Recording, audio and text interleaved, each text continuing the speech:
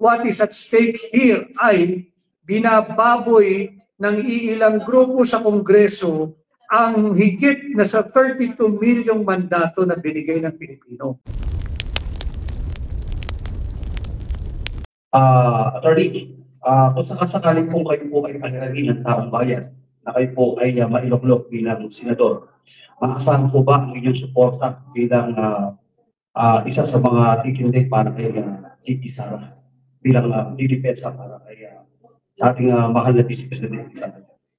Matagal na akong nagbibigay ng pahayag in support of Vice President Inday Sara Duterte, but most especially and more importantly, Dan, ang ating dapat ipagtanggol dito ay yung mandato ng 32 milyong Pilipino na malaya, demokratiko at na nagpahayag ng kanilang pagpili, pagsuporta kay Inday Sara bilang pangalawang Pangulo. Yan ang nakataya dito.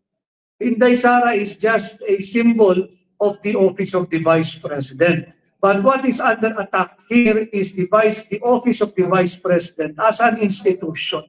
And what is at stake here ay binababoy ng iilang grupo sa Kongreso ang higit na sa 32 milyong mandato na binigay ng Pilipino. Iyan ang dapat nating protektahan. Let us defend and protect the 32 million Filipinos who have given their mandate lawfully, legally, and constitutionally to Vice President Inday Sara Duterte. Okay, last question po, Attorney.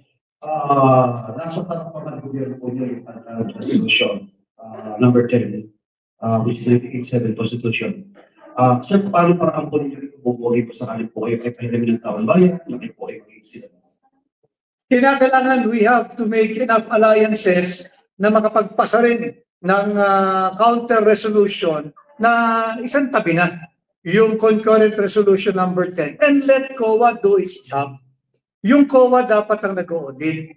Yung Commission on Audit dapat ang nagsasabi na yung paggamit ng pera ng isang ahensya, ng isang politiko, ng isang mambabatas ay naaayon doon sa COA Auditing Rules and Regulation. Hindi yung mismong gumamit ng pera ang magsasabing okay yung paggamit niya ng pera ng taong bayan. Final question po, Attorney. Ano masasabi niyo dito po sa ginagamit po ng mga ayuda na nabi ko sa kanilang ito ngayon na ito pa tapos nakita ko natin yung mga picture ko ng mga politiko. Ano po ang masasabi niyo po kayo? Yung ayuda, maganda yan kung yung tunay na layunin. Pero pag ginagamit na bilang political tool, itong ayuda, wala na, masamang-masama ito. Ang ayuda ngayon ay ginagamit na bilang isang legalized vote buying. Yan na ang purpose ng ayuda ngayon, hindi na magbigay ayuda, kundi bilhin na yung pagkatao, dignidad, karangalan at boto ng mamamayang Pilipino. Okay, thank you, Attorney. At pagkamat imitahan sana, ipagbigyan natin, iba natin mga kasama pa. Tinatawagan po natin si kababayan tayo ng PH, ang hero ng Veterans Memorial Medical Center. Magandang tanghali po sa atin lahat. Magandang tanghali po, Attorney Rodriguez. Isa po sa tinatanong sa amin ng mga supporters po namin sa online community, sir, ay bakit daw po kayo hindi pumunta sa HSRI nung nakaraang kasagsagan po ng sa people power na sinusulong po ang ilang grupo? Maraming salamat. Sapagkat yung ginagawa nating pagkilos ay nasa iba't ibang lugar ng Metro Manila at ng bansa.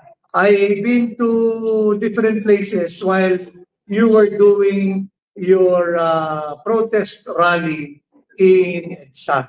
At kami naman ay nandoon din sa Veterans Memorial Medical Center at noong nakaraang Sabado ay nandoon din kami nagmarcha sa lansangan ng Maynila hanggang kami ay nagkaroon ng maiksing programa diyan naman sa Liwasang Bonifacio. But I am with the group who are in EDSA sapagkat yan naman, lagi ko nga sinasabi, I encourage all and every Filipino na makilahok, makialam at iparinig ang inyong tinig hanggang ito ay isang malaya at mayapang pagtitipon kagaya ng ginawa ninyo sa EDSA. Salamat po. At, another question po, sir. Kayo po ba, sir, ay nakahanda na maging defense team po ni Vice President sa kung sakaling may isa pa po sa Senado, itong impeachment na pinangunahan po ng Kongreso? Maraming salamat. Wala naman siguro magiging problema sa panig ko sapagkat kagaya na ng tinanong din ni Dan kanina, I have been making my statements in support of Vice President Inday Sara Duterte, and I've been making statements in support of the mandate of the 32 million Filipinos who voted her into office as our duly elected Vice President. Yan ang dapat proteksyonan. Yan ang dapat respetuhin. At patuloy doon sa panawagan ng hakbang ng maisog to uphold, respect, and defend the Constitution. In so doing, we have to uphold, respect, and defend the mandate freely given by the 32 million Filipinos who voted for Inday Sara as our Vice President.